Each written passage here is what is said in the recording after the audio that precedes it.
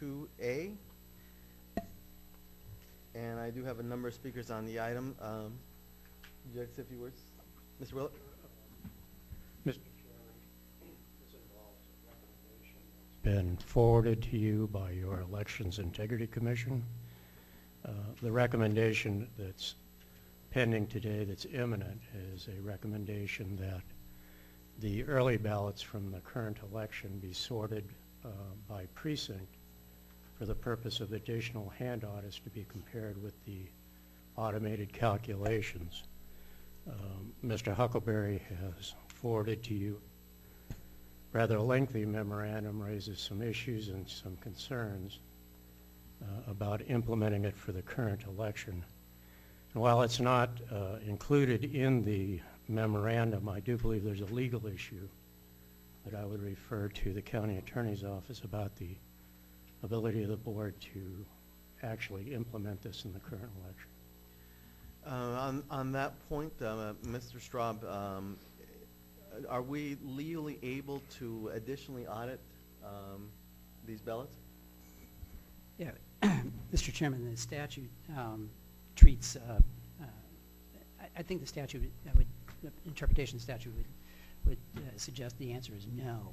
And the reason for that is if I understand the question correctly, is that we have a procedure for auditing precinct cast ballots, which allows the board to audit more than the statutory requirement. And this board has taken advantage of that. We go from 2% to 4% as a matter of policy by the board.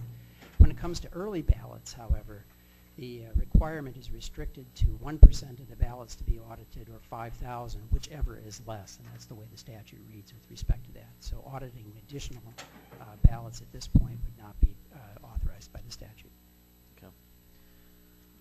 All right, I do have, are there any comments from the board at this point? If not, I've got a number of speakers who would like to speak today, so I'm going to ask each of you to come up, identify yourself for the record. You'll have 3 minutes. And please make your point, but don't be repetitive of previous points, if you can. I'm going to ask Michael Duniho. Please come up, sir. Identify yourself for the record, and you have 3 minutes. My name is Michael Duniho. I'm a member of the Election Integrity Commission. I've previously sent you a memo responding to Mr. Huckelberry's memo, and I've also sent you copies of the remarks that I'm about to make. It is troublesome that Mr. Huckelberry feels it necessary to resort to factual errors, errors of omission, and distortions of fact to defend an indefensible position. The State Election Procedures Manual requires that counties sort early ballots by precinct or legislative district to do a hand count audit. Pima County is the only county in Arizona that has chosen not to comply with that requirement. Pima County's policy is also contrary to the Election Integrity Commission's October 26 recommendation that you require the election department to sort early ballots by precinct and perform a precinct level hand count audit to confirm the integrity of the machine count. Mr. Straub's legal opinion notwithstanding, you do have the authority to do this. Mr. Huckelberry says there's not enough time remaining to comply with the Election Integrity Commission proposal, but it was Mr. Huckelberry who delayed your consideration of this recommendation from last week's meeting on specious grounds and without any consultation with your Election Integrity Commission, a commission which serves you, but not Mr. Huckelberry. Mr. Huckelberry would have you believe that sorting the early ballots is an impossible task, but it is not. I provided you with a paper detailing the factual errors, errors of omission, and factual distortions in Mr. Huckelberry's memo, because going over each of them in a 3-minute talk would be impossible. Resisting improvement in vote count auditing has earned Pima County a reputation for suspect elections. That reputation will not improve until the county embraces transparency as the primary election policy for Pima County.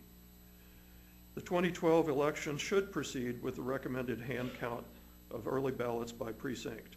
The future holds the widely approved pilot project for testing graphical scanning as an audit technology. That recommendation has aroused less controversy and has Mr. Huckelberry's support. Regardless of what you do about precinct-based hand count audits of early ballots, I hope you will approve the Election Integrity Commission's recommendation to proceed with the graphical scanning audit project. Thank you for your attention. Thank you, Mr. Duniho. Any questions from the board? Mr. Chairman, Supervisor Carroll. Mr. Duniho, I would hope that you could be available after the other speakers for some questions. if I'd that's be okay. glad to. And when you referenced the scan, is it in your letter that you sent is it part of the corrections of factual errors, or is that a separate, under separate cover and date when you describe the scan that you're seeking? I'm Tell sorry, me what, I don't understand. I'm sorry the to question. throw you off, and obviously unrehearsed here, but you had made a suggestion for the graphical scanning. Oh, the graphical scanning. Correct. That is included in Mr. Huckelberry's memo. All right. And So I that's did where not, I'll find that. I did not dispute his statement about the graphical scan. The graphical scanning is a project that has been in the works for a couple of years. Your attorneys said that you couldn't do it without specific legislative authority. Last year, the legislature specifically authorized it under the Secretary of State's authority to experiment with election technology. And Secretary Bennett decided that he didn't want to be doing experiments until after the 2012 election. So now it's after the 2012 election, and it's time that we could move forward with that pilot project. Okay. And I talked with the guy at the company that is hoping to do this pilot project with us yesterday, and he said that he could have his team here in January to do that graphical scanning audit as an experiment if you approve it and if the Secretary of State moves forward. So we could approve that in a December You could approve that agenda. today, and the Secretary of State then could move forward with an RFP, and that pilot project could It move wouldn't be forward. too late to address it in a December meeting, though. Is that true? And do it one Well, of our it's next- never too late to address it. There's a sequence of events. You have to approve it, the Secretary of State has to approve it, an RFP has to go out, the company has to respond to the RFP. You know, if you approve it today, it speeds the process up. If you wait until December to approve it, then that's another month. Mr. Okay, Duniho, thank you, if sir. I may ask, by legislation, who pays for it? Does the Secretary of State pay for it, or does Pima County pay for it? My expectation is that this pilot project is going to be done at no cost. That's what I've been told. The company is a new company, and they're trying to make a name for themselves. They've been doing graphical scanning audits in Florida, and my understanding is they've been doing them for free because they're trying to demonstrate the value of the technology in terms of auditing elections. Mm-hmm. And we were told a year or so ago that they were going to do a graphical scanning audit for us for free one time, because they would hope in the future elections to be able to sell us this auditing service. If And I we- don't know what the auditing service is going to cost when they start charging for it. Thank you. And let me ask you again, if you have my contact information, can I speak to the person from the company to see if there would be any cost attached to the graphical scanning? Sure, I can get you his name and telephone number and email. and Thank you stuff. so much. I appreciate that. Thank you, Mr. Duniho. I'm going to refer this question to staff. Is it Mr. Willett or Mr. Nelson or Mr. Moffett? Do any of you know whether or not that's the case in terms of the cost of the scanning? The organization that we spoke with is an organization by the name of Clear Ballot. I believe Larry Moore is the executive of that company and has come to the Election Integrity Commission often, both in person as well as telephonically. I am familiar with what Mr. Moore's organization is doing within the state of Florida. I'm not certain whether there's a cost involved in what he's doing here in Florida. My recall of the proposal, informal though it may have been, for Clear Ballot to come here to us is that he was not going to pay for the staff time involved. That's my recall, but I could be corrected on that. Thank you. Thank you, Mr. Donnell. Next, I'd like to call on Mr. William Beard. Please come up, sir. Identify yourself for the record, and you have 3 minutes.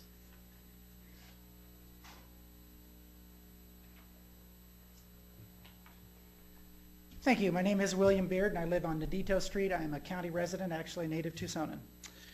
During all the discussions about election integrity, the computer hardware, the software, miscues by poll workers, or even the clarity of the election law itself, most of those arguing on either side have forgotten one simple thing. What is the purpose of the election laws we're talking about? When you read the Constitution and the Arizona Revised Statutes, one thing becomes crystal clear. It is the citizens that are supposed to be in charge. You can argue and litigate the merits of which official is responsible for what till you're all blue in the face, but what you cannot dispute is that it is the citizens of Pima County that are supposed to be in charge. Acting through the political parties, the citizens are supposed to run, operate, and conduct the elections. When Mr. Huckelberry, your elections department director, or any of you act in any way that diminishes, reduces, or removes the citizens from their rightful place, you in effect say that you run Pima County. When the majority of this board removes the ability of citizens to monitor the process, even on the margins, or witness the ballot handling from start to finish, you say to those very same citizens that they no longer matter. Failure to honor the intent and spirit of our laws says that from now on, you will not only determine how elections will be conducted, but in reality what the outcome will be. Each of you takes an oath to uphold the Constitution of the state of Arizona. Failure to uphold the clear intent of our election laws is a violation of your oaths. But more importantly, it insults the very process and the citizens that placed you in office. Thank you. Thank you, Mr. Beard. Next, I'd like to call on Billy Lolos.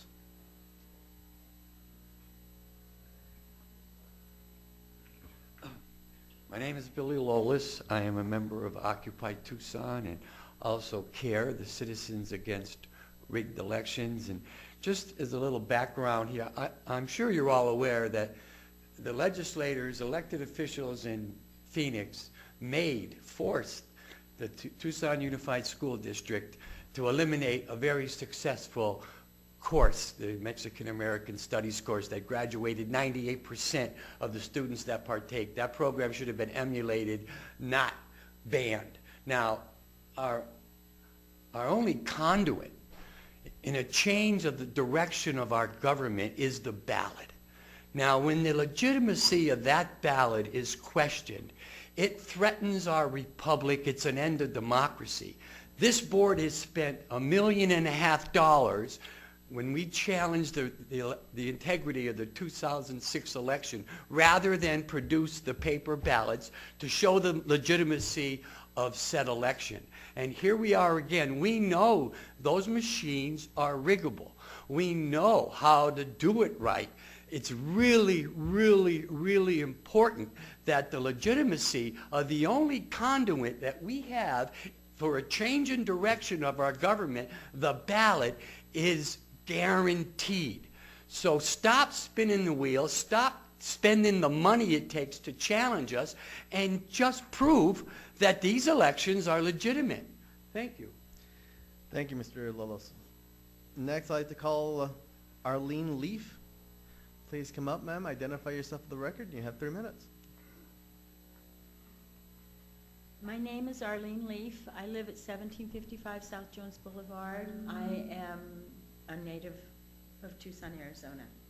I have been a witness of this process with the elections since 2004 when I went to the Democratic Convention. And then I carefully watched the way the vote was being counted and handled after, and I saw what happened in Ohio. I went to different meetings afterwards. I was as a citizen, I was brokenhearted to think something I had believed in really had no value to many. I went to different meetings and found others that decided this is the base issue of our society, is our vote. I have been a witness to the people coming together, developing the ideas.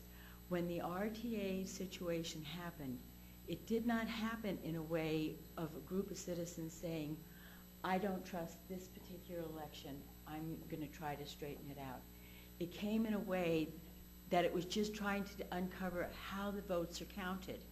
That's why the audit log was gotten. John went through the audit log. He saw the irregularities.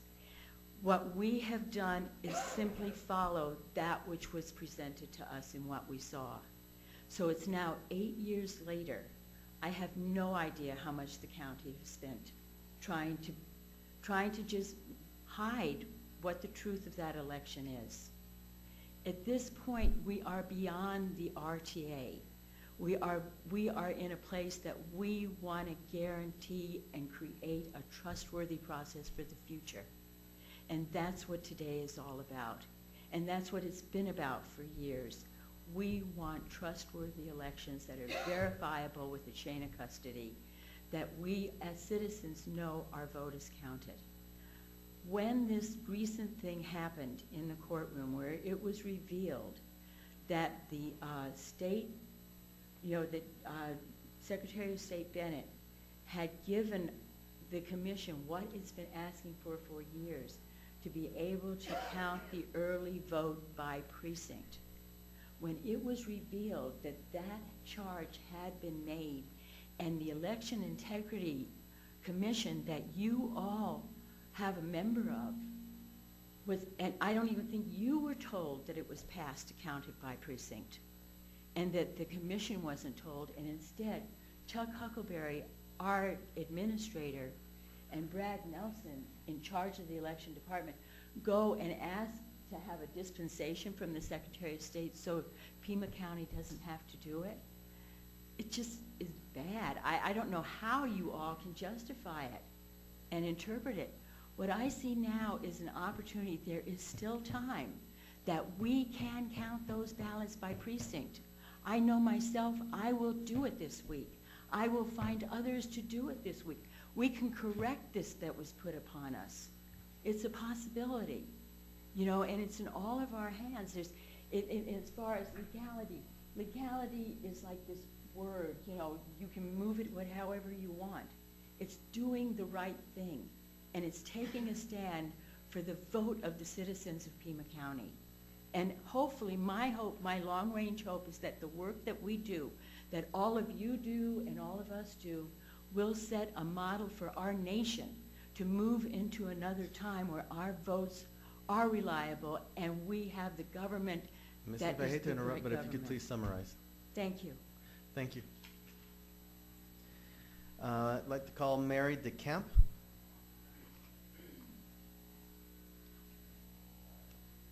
Good morning. Good morning. My name's Mary DeCamp. I live at 1017 East Knox Drive here in Tucson. And I was a past member of the Election Integrity Commission as a Green Party representative. I'm glad to see Mr. Carroll come back. Good to see you. In a disputed precinct captain race a few years ago, Mr. Carroll was the deciding factor. He pulled the names out of the envelope that returned power to our status quo leaders in the Green Party. And consequently, my term on the Election Integrity Commission was yanked halfway through. But I remain very interested in the electoral process. I've served as a poll worker in the last 3 elections this year, because we had our special election, as well as the primary and the general. And I'm here to report to you on the conditions of our poll workers. They're abominable. You folks are slave drivers. I'm sorry to say, but poll workers, I was a special elections clerk, and I got paid $140. Now, for that generous sum, I was at the poll all day from 5 o'clock in the morning until 10 o'clock at night. I had a steady stream of people in front of me who were angry and upset that their names did not appear on the poll roster. The poll roster, by the way, did not match the signature roster. It was a screw-up that I don't know why occurred, but it didn't help the electoral process at all. In my voting area, we had around 1,000 votes to turn over at the end of the night. 500 of those were voted on-site using the electronic machine. 270 of those were vote by mail, the early ballots. People like getting the early ballots. They like a chance to review and do their homework and select candidates, confer with opinion leaders. They do not like turning those ballots over any too soon to the county elections department, apparently, because we weren't alone in those high numbers. 70% of our votes were cast vote by mail, but how many of those show up at the very last minute? That indicates we have a problem. 200 of the votes cast in my voting area were provisional ballots. And because I was the special elections clerk, I dealt with them and recognized familiar faces. So I urge you to reform your employment practices. Don't send over unsecured ballots, and sort by precinct. Scan all those ballots, post them online, let the people, and I'm sure that members of Occupy would be happy to volunteer to review that. Thank you for your time. Thank you. Next, I'd like to call Mr. Benny White. Please come up, sir. Identify yourself for the record, and you have 3 minutes. Good morning. My name is Benny White, and I am the Republican Party representative to the Election Integrity Commission. We finished counting all of the provisional ballots last night, so the ballot counting is complete at this point. We had about a 78% turnout in the election in Pima County, which is about 5% greater than the state average. There were a few over 100,000 that went to the polls. We counted 261,547 early ballots, and they processed through about 27,000 provisional ballots, such that we wound up counting 23,559 of those ballots. And that canvass will be completed and forwarded to you soon. And I think you're supposed to do that next Monday or something like that. I'd like to read into the record something from Judge Warner's decision in the recent lawsuit brought by Mr. Duniho and Mr. March and some others against the Board of Supervisors. It's kind of interesting to me that we held an emergency meeting, and the first thing I was confronted with at that emergency meeting was a copy of a lawsuit from a group of individuals that are supposed to advise you, not sue you. But anyway, that was the case, and because I was potentially a witness in that case or a intervener, I chose to leave that meeting rather than participate in the discussion of the issues that would be before the court.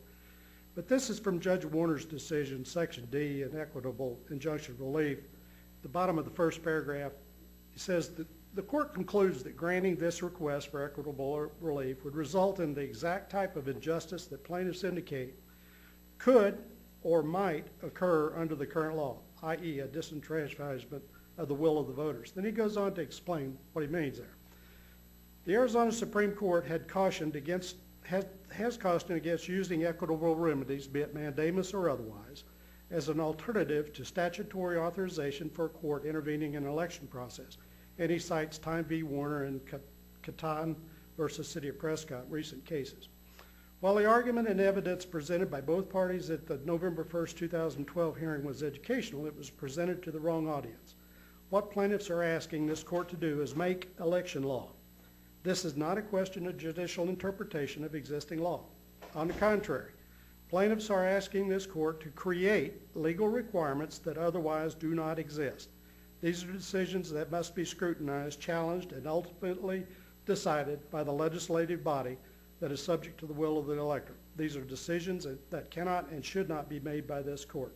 Accordingly, the requests were denied. And I agree with Mr. Straub's analysis that you don't have an authority to order another additional hand count. These ballots are in the boxes now. They're in a secure area, and the law does not permit you to have this additional hand count. Thank you. Thank you, Mr. White. Next, I call Mr. Jim March. Please identify yourself at the record. You have 3 minutes.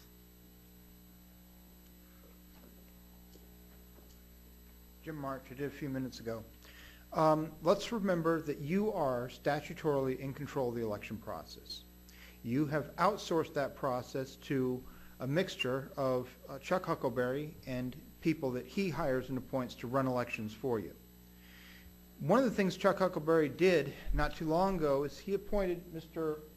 John Moffitt as a form of adult supervision over the election department after a whole series of controversies.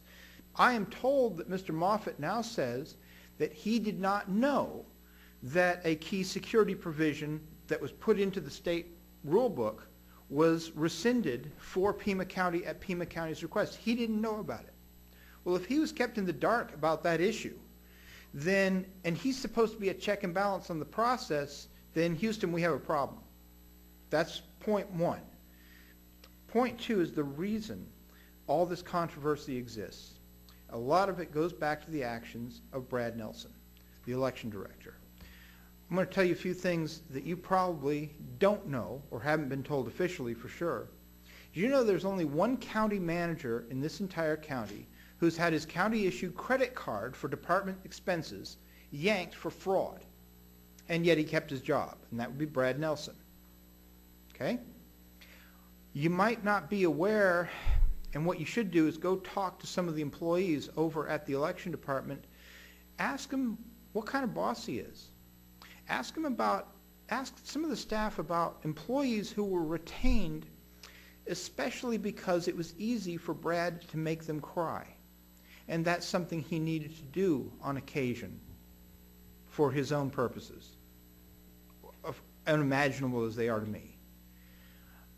You should ask about Mr. Nelson's habit of telling temporary staff and poll workers to switch their political party allegiance in lockstep with election season, because he wants to control who's on things like the early board and certain key precincts, so he doesn't want to have to ask the Republican Party chair and the Democratic Party chair for names of workers. He wants to control those slots himself, so he tells people he knows, hey, I need you to switch to Republican this year because we need a Democrat and a Republican together in this particular slot. Go talk to Chris Rhodes over at F. Ann Rodriguez's office and ask him for the voter registration records that he sent me of key board workers in Nelson's shop who were jumping parties over the years in lockstep with election season. This has been going on. It is illegal for an employer of any type in Arizona to tell an employee how to vote. It violated that law. It also circumvented a key election protection. Do some digging, folks. You'll find out that your elections are being run by a sociopath. He has all the hallmarks. Okay? I don't say that lightly. You need to regain control over your election process, take it away from Chuck and that guy, and restore dignity to that office. Thank you. Thank you, Mr. March. Next, I'd like to call on Francine Schachter.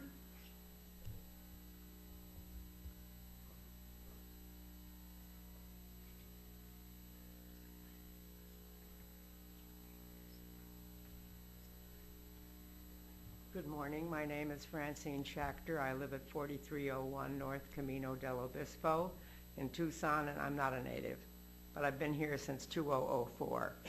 I am very concerned about the results of the election. I watch daily to see if all the votes had been counted. I was embarrassed by the number of phone calls I had from friends in Virginia and Maryland, and I am terribly, terribly concerned about the integrity of the election.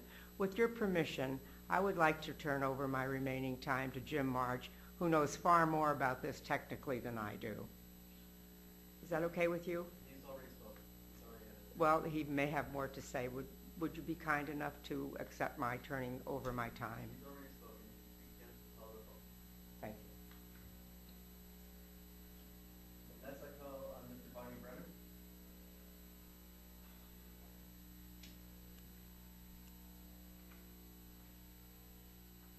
Thank you. Good morning. My name is Barney Brenner. I live on Wildlife Drive in the county outside of the Tucson city limits. One of the top authorities, responsibilities that county boards of supervisors have in the state is to monitor elections. It's in the top handful, 4 or 5, in the job description laid out by the state. We're talking about sorting early ballots so that they can be grouped in such a way that they can be accurately counted. It really seems a no-brainer that that ought to be done. With regard to the hand counting of them, you have authority to do hand counts as you deem appropriate. But one thing I'd like to touch on briefly so there's good clarity into the astonishing utility of this approach is the graphical scanning. We're talking about whether we're in a precinct or whether we have a stack of ballots that are sorted by, excuse me, Supervisor? Whichever precinct, by legislative district, however you sort them, you then have a stack of ballots at the polling place or sorted by legislative district. Those are run through machines to count. It's been shown very clearly that those machines, which countywide cost in the millions of dollars, are vulnerable to manipulation. But the graphical scanners cost in the thousands of dollars. And I'll briefly explain the process by which they can ensure to a high degree of reliability that the counts are accurately done. Before these ballots leave the polling place, they have been run through the machine. They now, before they're lost, handled, or anything, they can, at random, be put through a graphical scanning device that will make images anonymously. You don't know whose they are, but it will make images of both sides of that ballot. That group of images can then be burned to disks on the spot in the presence of maybe 2 major political parties, the other parties that might want to be involved. And now we have the ability to do a virtual hand count. I don't know if the putting it online may be a different question, but these disks can be given to the party to do an accurate visual hand count to proof those the results of the counting machines. Replacing the counting machines would run in the millions of dollars. It would not solve the problem because they're all vulnerable. I just want to encourage you to consider this very inexpensive and very powerful tool to ensure the integrity of our elections. Thank you very much. Mr. Chairman. Mr. Carroll. Brenner. Supervisor Mr. Brenner, Carroll. good morning. I'm sorry to have spoken out while you were Not speaking, at all. sir. I just was reading some notes out loud to myself. I apologize. Oh. I know, it's a problem. Did you have something for me or just yeah, wanted I to do. apologize? I didn't want to just apologize. I want to ask you, are you standing, your party, are you in the executive committee of the Republican Party still at large? At the present time, I am, yes. You are. Will you be seeking office, re-election to the executive I committee of the have Republican Party? not made a decision on that at this time. Because it seems that maybe you and the representative of the Republican Party, who's the official member, Mr. You mean Benny? White. Uh-huh. Yes, sir. Benny explained himself very, very clearly earlier. When it appears, are you part of Benny's? Did you review with Benny his observations and his reactions since the election? Some of your No, concerns? sir, I've not discussed anything with Okay. Benny since Election Day. Okay. And, but do you agree that requesting a hearing from, I guess it was Rainier Collins, at least brought some clarity to the issue as to who's responsible in the end for making some of these changes? Oh, well, Supervisor Carroll, I'm not familiar enough with those details. Okay. But with regard to the question of the responsibility, it has seemed clear to me for many years that county boards of supervisors have quite broad latitude and authority under state statute to do what they think necessary to ensure that our elections are fair and accurate. Okay, well, I just appreciate your participation today. I hope you continue to serve our party. Okay? I will in some capacity, I And, guarantee you that. I would also hope that you'll continue to stay involved in the elections integrity issue. Thank you for your testimony. I appreciate that, Supervisor. Thank you very much. Thank you, Barney. Thank you, Mr. Brenner. I do have one more speaker who had put election integrity along with another issue. The other issue obviously is for call to the public, but Mr. Crucio, would you like to speak on this issue and limit your comments to this issue? Okay. Please identify yourself for the record, and you have 3 minutes. You can come back and speak again and call to the audience if you want, but I think the chairman is asking you to make sure you limit your comments to the item that we're discussing on the agenda right now. I just wanted to make that clear, Dave. You can come back. Thank you, Mr. Chairman and members. My name is Dave Croto, and I'm a resident of Tucson and Pima County. I do want to address the 2 issues, but I will separate the 2 as you've asked.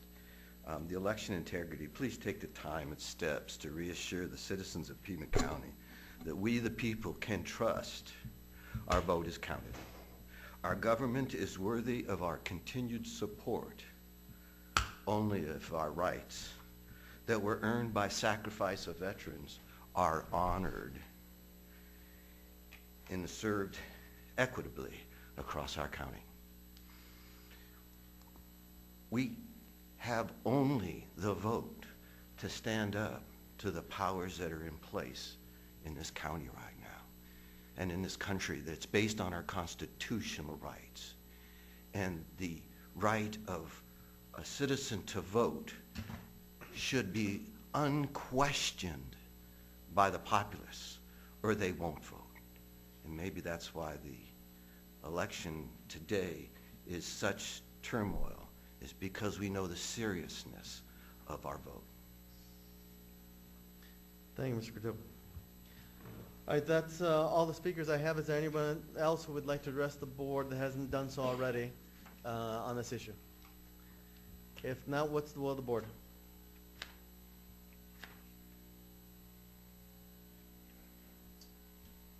Well, Mr. Carroll? I did, Mr. Chairman. Thank you so much. I guess first off, sensationalism aside, some of the testimony was not at all flattering of our elections department. So let me ask them, Mr. Nelson, if you don't mind. Mr. Nelson, you saw the recommendations from Mr. Huckelberry on the page 8 of his November 20th memo? One moment, please, and I'll turn to that page. Which page, please? Thank you. I'm a crier, so take it easy on me when you respond, will you? Okay. Thank you. Thanks, you know. Don't bark at me now. Thank you. Yes, I have those before me. Thank you. Okay, what about the optical scanning or the graphical scanning issue? Where would you fit that in if you were to take the recommendation? When could that be done? Is that something feasible that could be done if 3 board votes were wishing it to be done? What's the time frame? And again, this is an unrehearsed discussion. Go ahead. Thank you, Mr. Aside. Mr. Chairman and Supervisor Carroll, as was alluded to in some of the comments from Mr. Duniho, there is a requirement in the existing statute to go with the Secretary of State's office for them to solicit an RFP and things of that nature. I know that the Election Integrity Committee, as well as myself as an individual, are very much interested in graphical scanning. As to how soon we could be able to do it, I'm uncertain given those parameters going forward, but I'm hoping to do it in some time, at least in 2013, in preparation for 2014. Okay, so after January 1st, do you think you could expedite that interest and get the person from get the person from the company to confirm whether it's staff time or whether it's consulting time, exactly what that might cost? Mr. Chairman, Supervisor Carroll, I've already been in some contact with the counties that are part of this experiment in Florida. They are going through some of the optical scans right now as we speak in both Duval County and Citrus County, Florida. I am in very close contact with both of the election supervisors in those counties, and they are going to be speaking to me about their experience, not only for this election, but past elections that this organization has helped them with. I will find out what their costs have been, if any, and relay those to you and what they may be for Pima County. But to the best of your knowledge, you're comfortable with it being first quarter 2013 to prepare us for 2014's elections? That is my desire, sir, yes. You need to consult with Dr. Moffitt. Yes, he's about my that? adult supervision, apparently. Yeah. Okay, I'm glad to see that, you know. To that point? Just a point to Mr. Supervisor Carroll's concern. The challenge here is not our elections department or the recorder's office. It's my understanding that statutorily this rests with the Secretary of State. So we are, am I clear in that it's the Secretary of State that has to do this, not us? That is correct. So the issue, perhaps you might massage the Secretary. Yeah, My fellow Republicans, I think it'd be a great idea if Mr. Brenner and Mr. White could have a discussion about this and see if we could all prepare some type of a presentation to Secretary Bennett, who's many times in Pima County, but I would not mind at all visiting with Mr. Duniho or whoever else would like to be part of that visit. If we could do that together. Mr. Brenner, I don't think it's beyond the rules to ask you. You have input there? What'd you say? I would be glad to be part of it. Please come up to the Chairman, yeah, Thank you've got to you. come up here. I appreciate that, and I meant to invite you and back please to identify yourself for the back record. to the mic, sir. Certainly. I'm Barney Brenner. I live on Wildlife Drive in the county outside of the Tucson city limits. And at the request of Supervisor Carroll, I would be glad to be part of an effort to take this, in my mind, huge step toward ensuring the accuracy and integrity of our elections. It was first looked into actually a few years ago when we started looking at the results of the RTA election, and this came to my attention, and the elegance and simplicity and economy of this approach was so astonishing it just surprised the heck out of me that it wasn't jumped on. We had the opportunity at that time to lead the nation in showing that ballots can be very carefully scrutinized to ensure, as close as you can, absolute accuracy. Now we'll have to take second place to Florida at least, who's done this, but it seems I'm sorry, I missed the punchline there, but it's... We've been a national punchline, okay? We on surpassed many, Florida in the Colbert Show as far as joke meter. Well, you'll forgive me for not being aware of that. It's a program I don't watch. You gotta get more in a pop meeting. But we have been, and I think very unfairly, Arizona been a national scapegoat, and this seems a way to stand up and say, we are a country that tries to ensure fair and accurate elections. We've led the world in this for a couple of 100 years. We've had 40 some odd peaceful transitions of power, and we want to show that we're still on leading edge of technology. And Supervisor Carroll, if you would like me to be part of that effort, I would be honored to do so. I would. I'm not authorized as the party chairman, of course, but I am authorized to say that if this could continue during the first quarter of 2013, I would encourage our party to appoint you. I'd also assure you that I have no ability to decide whether Mr. Nelson stays on as elections director, but I do have the ability to allow Mr. Duniho to continue as an elections integrity commissioner, which you're up for reappointment, and if you're willing, sir, I'll go ahead and put you in that slot again for another term. So that's the team. I mean, you're a broker and a mediator. You'll have to get Mr. White and the Republican Party to sit down with all of us and see if Secretary Bennett will allow that. But that's, I like Mr. Huckelberry's recommendations. I don't think they go far enough, but I can also see and understand his concerns of not wanting to bring this right now on this day's agenda. In fact, he's not here. He's visiting family, and I appreciate that. A family man is out for Thanksgiving. So I think we're going to need to delay one of those recommendations and go with his others today.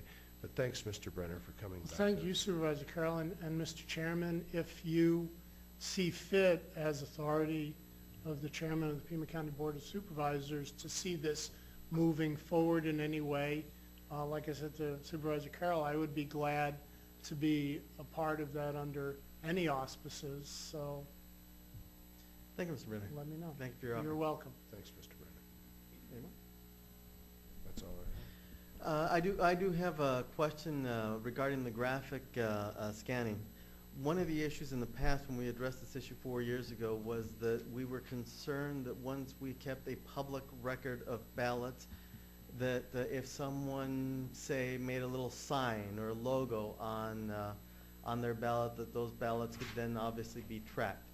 Are there ways, or how is Florida dealing with it? How could we deal with it in such a manner that when those records were available, they didn't, those marks were removed and it wasn't possible to do such things? Mr. Chairman, in my brief discussions with some of my colleagues in Florida, it is my understanding that once the canvass is concluded and the time for contest is concluded, ballots in Florida do become public records. That's my understanding. I could stand to be corrected there. But here within the state of Arizona, and specifically within the statutes, I should say the session law that allows for this pilot project for image scannings, it specifically says that the ballots are not public records. That's right. Okay. So if we graphically scanned the ballots, what would be the benefit under current law? Certainly this is a function that is evolving. The vendor, as I understand it, that we've been in most close contact with would be able to take those graphic images and be able to run not just a picture of them, but actually a separate tabulation and a separate count. That wouldn't be subject to public records. That is my understanding, yes. So if they're not public record, what would be the benefit of such analysis? That's the issue. That's kind of where I guess it is defined as a pilot. I'm sorry, I can't fill it in much more than that, sir. So in order to get benefit, and just to follow up on the chairman's question, we really need to have them become public record. Is that? I think that's simply, I don't know what other conclusion you can draw. Dr. Moffitt? Mr. Chairman, Supervisor Bronson, this pilot is being created essentially to test the concept and the process. And it was, I think it was the legislature and probably the Secretary of State's office that was helping craft this legislation to make this a true pilot but they were very specific in that the ballots were not to become public record. So that's one issue. But the other part of it, I think that the outcome of the pilot is probably certainly something that would be shared, but the ballots themselves were considered to be not public But from record. a policy perspective, if we wanted to achieve transparency, they really need to be public records. Yes. Yeah. Well, if not the ballots themselves, certainly the cross tabulation Yeah. needs to be. So if, say, hypothetically, we ran sometime next year the graphic analysis and we got tabulation, that tabulation could not be released? We don't know. Or we don't know. We don't know is an acceptable answer. Yeah, Mr. Chairman, I don't, the legislation does not talk about the results of the tabulation. It only talks about the ballots. Okay, so it's themselves. silent. Okay, so it is possible. All right, what's the will of the board? Supervisor Day.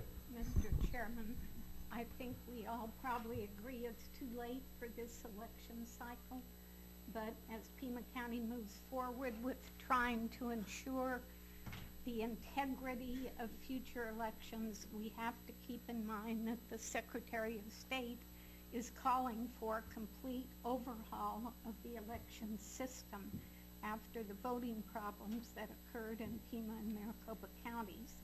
and even in some of the smaller rural counties.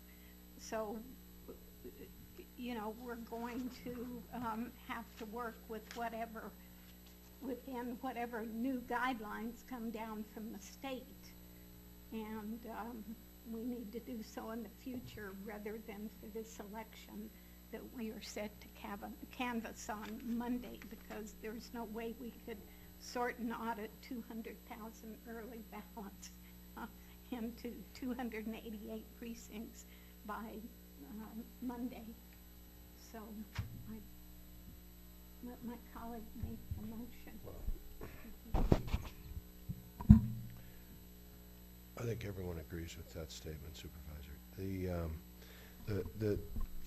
Mr. Huckelberry's recommendation, and as we noted, Mr. Huckelberry's not here to exactly explain, but he's fully in support of recommendations 1 and 3 from the Elections Integrity Commission as delineated in page 3 of November 20th memo. The 3 motions that were unanimous, apparently, from all members of the voting members of the Elections Integrity were motion 1, and I'll state it's a look at alternatives, whether it be sorting, scanning of the ballots, and everything else that comes up beginning at the December meeting to improve the process. That's an easy one. The other motion he's in favor of is to call upon the board to ask the Secretary of State to expedite better auditing, including the experiment we propose, so that we can stop waiting and have this situation come up again. These are not exactly technically written motions, but I guess we understand the spirit of what you're asking for. And lastly, in reverse order sort of, is this motion 2, that we find a way to do a proper hand count audit of early ballots sorted by precinct so that they can be compared with the official SOVC report that is published on election night. I'd be willing to move, as Mr. Huckelberry recommends, 1 and 3, and the conditional adoption of motion 2, which needs an approval of the Secretary of State. Am I clear? Is that understood? No. Okay. Then Let me- who wants? Yeah. Well, that if we get permission, if we get approval from the Secretary of State in that direction, but it's up. I could move 1 and 3, and we could address in January. Well, let me try this, right, Supervisor Carroll. Why I would move that we decline the request of the Election Integrity Commission to sort early ballots by precinct, simply because it's not well, just decline their request. But I would recommend that we support the recommendations 1 and 3 from the Election Integrity Commission's October 26, 2012 meeting, and recommend that the chairman of the board be authorized to request that the Arizona Secretary of State approve the pilot ballot scanning request of Pima County to improve election integrity and security. For the early ballots of precinct? Period. All right, there's a motion and a second on that motion.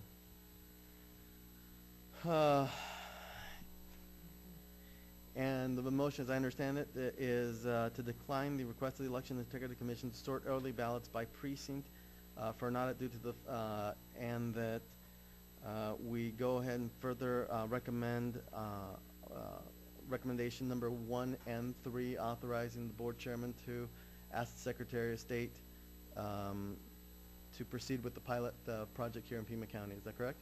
Yeah. Yes. Okay. Is there any comments? Well, the one comment I would make is that we ought to really recognize what Supervisor Day said a few minutes ago, and that's that if Secretary Bennett continues with his efforts to revamp the counting procedures here in the state of Arizona, then we have to be in line with that, because ultimately that is the statutory limits that the legislature will finally approve in how we do our counting. So I just want to caution everybody on that this may all be for naught. So we may, maybe we want to add a friendly amendment to the motion itself that further directs staff to work with the Secretary of State's office on improvements towards the election process. Fine. Something along that line that recognizes that that's taking place, or the potential is to change the rules. Right. Supervisor Day? Well, I agree with that,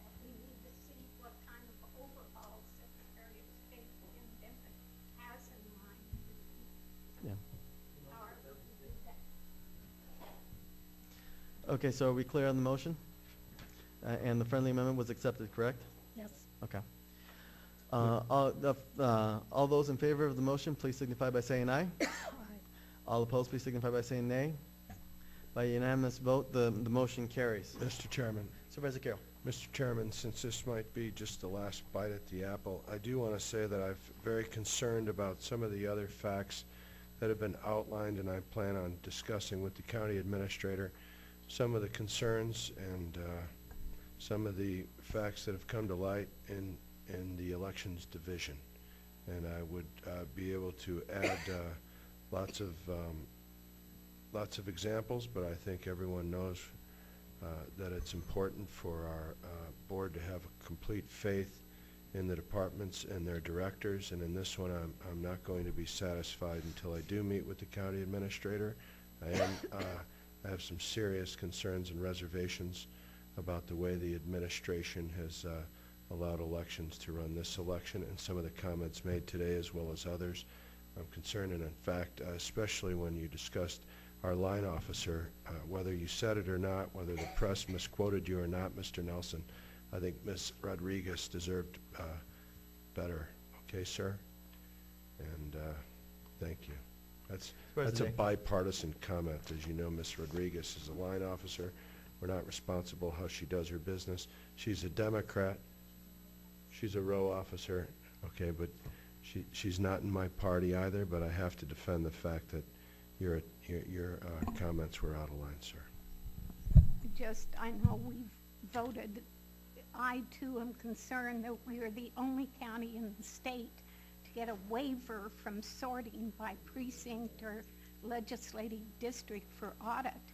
And I should have asked, but if we were to sort by legislative district, as Maricopa County apparently does, would that be nearly as labor-intensive or costly as sorting by precinct? And would that give us a greater degree of security and accuracy for future elections? But I think these concerns that I've expressed, all of us have expressed, and Supervisor Carroll will be answered eventually by what the state does with their overhaul of the system. But clearly we have, all 5 of us have major concerns and want it to be a transparent and accountable system. Has to be. Yeah. All right, moving on to item number 2B. What's the will of the board? Mr. Chairman, I'll move item 2B, establishment of the Canoa Ranch Historic Architectural Review Committee. There's a motion and a second to approve item number 2B on the first addendum. All those in favor, please signify by saying aye. Aye. All opposed, please signify by saying nay. Ayes have it. Mr. Chairman. Supervisor Carroll. When it comes to, I see it's a discussion and action item. I'd like to discuss with you, I guess later, Mr. Chairman, about how these members will be appointed. Would you like to have them, whether it's by one board member for each district appoints a representative to the Historic and Archaeological Review Committee, or Architectural Review Committee? I guess I should throw archaeological in there. My suggestion would be that we have these 5 members, since it's site-specific to Canoa Ranch, that it includes Mr. Chairman, members to is discuss. this correct after we No. voted on the item I wanna already? discuss This is the second time we've had a discussion in a row on an Thank you. item that we've gotten through voting on and people making continual comments. I don't mind. I think they're appropriate comments during the discussion of the item. But after we've already Went voted by on it, pretty it seems quick. like that's a point of order that, we're out of order and we shouldn't do that. Thank you. I'm sorry. All right, we'll go ahead and we'll get you clarification. Think Supervisor about Carroll. it. Thank you. Moving on to item 3A, B, and C. Mr. Chairman, I'll move items 3A, Community Services, Employment and Training, B, Facilities Management, and Resolution 2012-108, and item 2, Southern Arizona Community Sports, Inc., as well as C, Real Property, items 1 and 2, and Resolution 2012-109. Motion and a second to approve item 3A, B, 1 and 2, and 3C, 1 and 2, along with resolutions number 2012-108 and 109. All those in favor, please signify by saying aye. Aye. All opposed, please signify by saying nay. We move to call the public. Mr. Cruchot. I'll remind people, call the public, that our ability to respond is very limited under state law.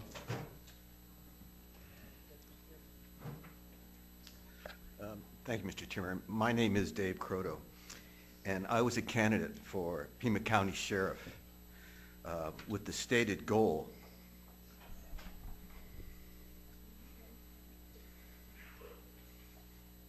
I was a candidate for sheriff of Pima County with the stated goal of transitioning the Pima County Sheriff's Department into a peacekeeping power, because the failed war on drugs is stripping away our civil liberties.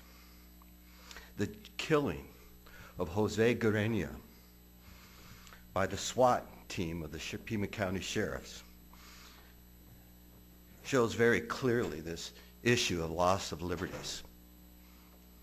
As a guest on the Arizona Illustrated Forum with the sheriff said that he would not change the way he handled that case. I was contacted by the attorney for Jose Guarenia's wife after that forum, because indeed he understood the sheriff had changed, that a new policy on SWAT action include a risk assessment step.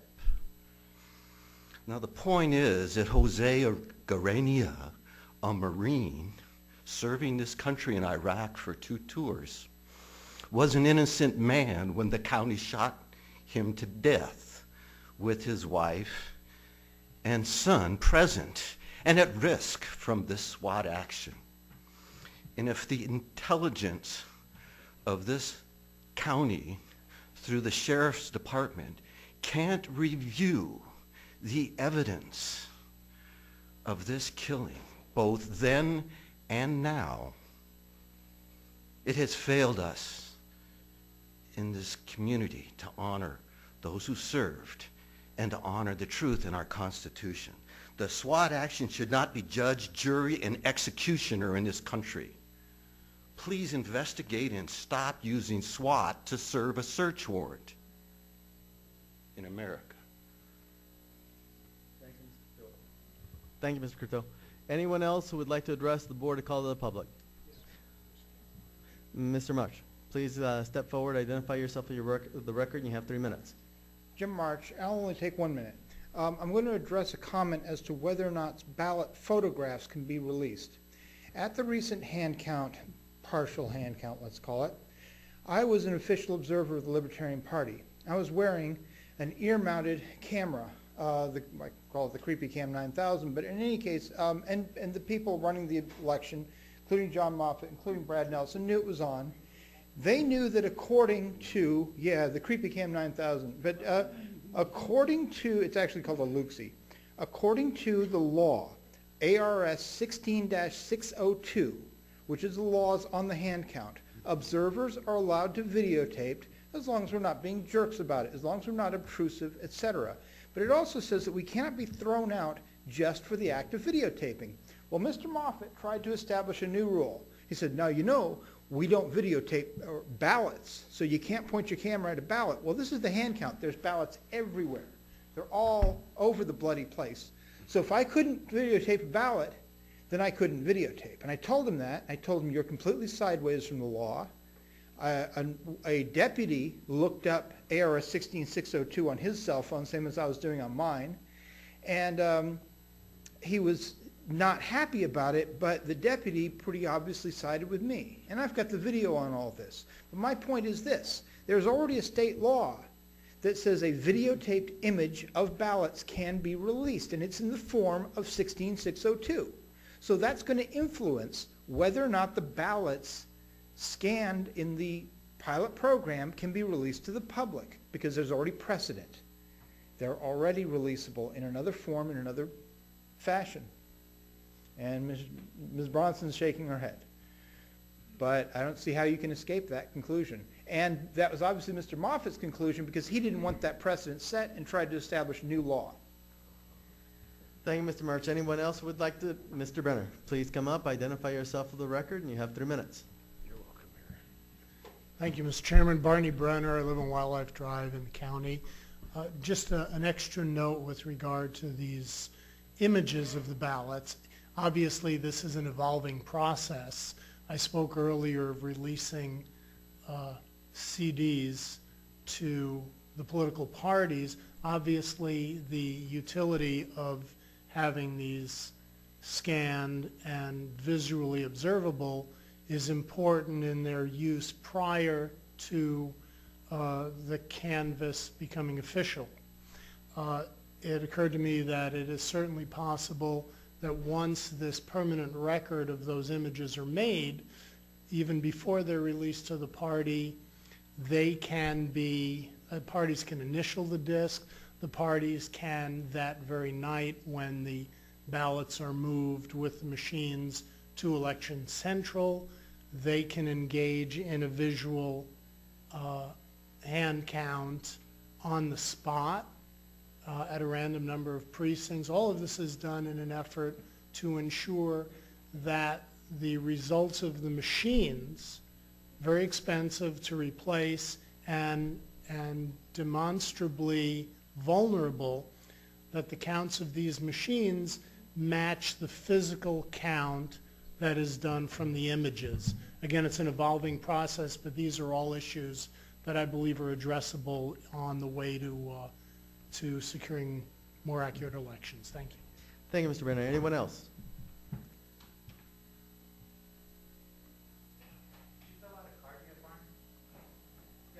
You'd like to address the board, sir? Please, you'll need to fill out a green card, like this one, but you can do that afterwards. Please come up, identify yourself for the record, and you have 3 minutes, sir.